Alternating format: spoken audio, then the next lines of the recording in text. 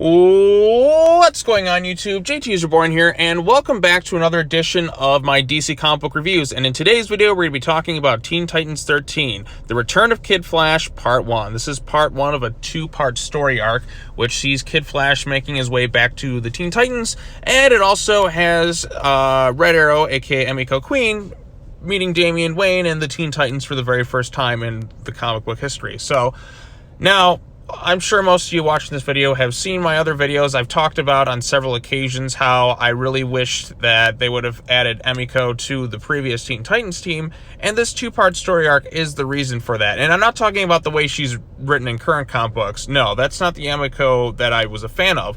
The one that I was a fan of was when she was written by Benjamin Percy. That's my introduction to the character. That's the character I really grew to like, and that's the character that was also character assassinated in the Glass Thompson Teen Titans run. So we're going to go ahead and skim through this issue, summarize briefly what happens. Again, this is right after the Gotham Resistance story arc, which is a 4-part crossover. This is a 2-issue story arc, and after this one, we will get into the Super Sons of Tomorrow crossover, which is a big 5-part one. Man, I think one of the issues with this Teen Titans run is it doesn't really get enough time to really breathe on its own. It's always being kind of interrupted by various crossovers. And I really just wish we would have kept this team going for another like 15, 20 issues. I think that would have been more beneficial, but of course no justice happened in that. I'm actually like getting kind of sad that I'm getting closer to the end of this run because I really did enjoy it for the most part. I thought it was a lot of fun. But let's go ahead and we'll go ahead and talk about it. So, as the issue begins, we see Damian Wayne, and it looks like he knocked out the Teen Titans, but really turns out to be a computer program, which he is working to, like, as a way to train without all of them there at the same time. And the program just keeps acting up on him. He's like, every time the program keeps glitching, and the avatars are turning against him, which Beast Boy's like, sounds about right. And so Starfire and all of them are just like, look, we discussed it. We want Wally back on the team. Wallace back on the team. And Damian was saying, oh, yeah, allied himself with all this thing, almost destroyed the universe, blah, blah, blah, blah, blah. Damian's like, okay, well, you know what? You think you can lead this team, Starfire? Let's see how that works for you. You want Kid Flash back so badly, you go ahead and get him. So we also see that Wallace was there. Again, this is during that time frame where post Deathstroke Defiance, where he kind of just left the team. And again, I liked his stuff in Deathstroke Defiance. I think Beast Boy even made a cameo in that bit, but I like seeing that. He was kind of going off on his own, doing his own thing, and working with that Defiance team. It created some interesting dynamics, and I just like seeing him in that run more so than the Teen Titans. I felt there was more for him to do than on this team. At least this team, he had some story arc focus. The current team, whatever you want to call it, it's just been, God, is it such a downgrade compared to what we have here. So anyways, he's off doing there. Then we see Damian, he's just like, I'm not sure the team sports, anyways, he's like, so there's no I in team, I'm the Teen Titans, they're creator things. So Damian talks about how they barely survived Gotham and all that, but he also realized that he needs to find somebody else to fill the void that Kid Flash left on the team. And he talks about how he met Green Arrow, or worked with Green Arrow, and how like that was beneficial to him.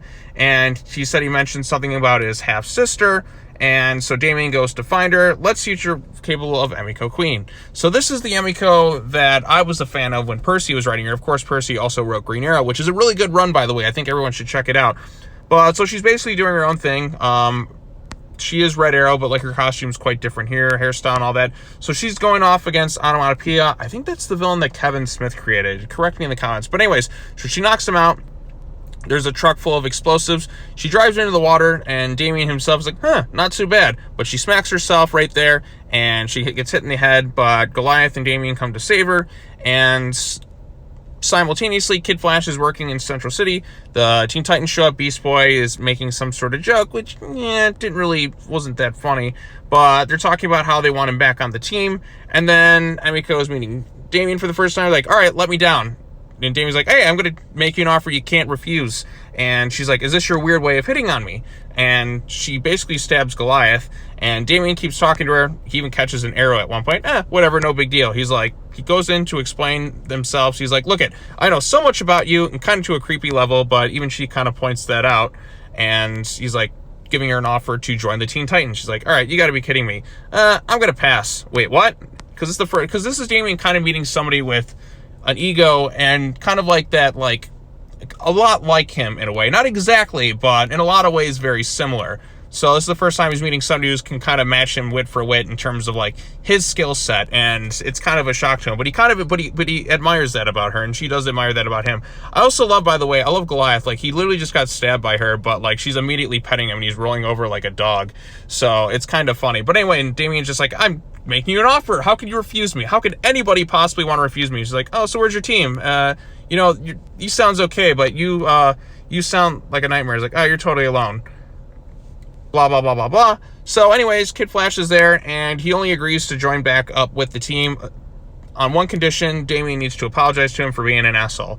So anyways, so Emiko's there. She's like, I believe it's Green Arrow or somebody talking to her on the other line. She's like, I told you to call me Red Arrow. So basically, then the issue kind of ends at this point. She meets up with Damian. She grabs him, and they hop onto Goliath. He's like, look at that thing that I drove into the ocean there? Yeah, there's bombs in there. It's going to create a massive tidal wave. Because he wanted to blow up the ferry, but he also wanted to create a massive tidal wave, which would cause a bunch of explosions to drown the city. Must be a pretty powerful explosion.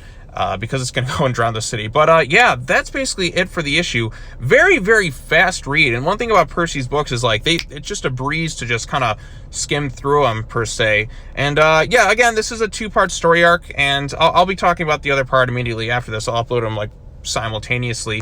But I did enjoy this one. I really kind of wish we had more with Emiko on this version of the Teen Titans team. That's one of my big disappointments. That's one of the things I was most looking forward to, because I was a fan of her character in the Green Arrow Rebirth stuff, and I really liked her dynamic with Damian in this 2-part crossover. I thought there was something going there, but when we got to the new stuff, it's like that was completely forgotten about and brushed over, and it's just not what I thought it could have been. But anyway, so that's it. It's very brief. This isn't really a complete story because it's the first of a 2-parter. It really should have been 3, but they felt like a lot of the Teen Titans book, it didn't really it wasn't given enough time on its own, I feel like, to really have as much of an identity as it could have, because it was like these issues were coming out once a month. Then you had all these other crossovers just constantly interrupting it. Yeah, the Teen Titans appeared in other things. They did appear in a couple of Super Sons issues, which was a lot of fun, and I would have liked to have seen more of that. And then we had the Teen Titans, or the Super Sons of Tomorrow crossover, which will be the next thing we cover. But I like this issue. I wished Emiko could have been on the team with Percy writing. I think we could have had the Archer, because that's what they were missing on this team. They didn't have their Red Arrow Archer. They had Aqualad, they had Starfire, they had Beast Boy, they had Raven, the magic user, they had the Robin, they had Aqualad, but they didn't have the Archer. She would have completed the team, but unfortunately, the team got rebooted, and we had the current run, which is such a downgrade compared to what this run was. But I don't want to talk about that as much, but yeah, so we'll kind of leave it at that. The art style is quite good. I've really praised the art style. I love the way it looks. I love the way the colors pop. I just really like this art style, and I enjoyed this issue. So yeah, that's all I got to say. Be sure to come back next time as we talk about the final part of the Return of Kid Flash story arc, which is Teen Titans number 14. I'll be posting these videos pretty much simultaneously, so you can check that out right after that.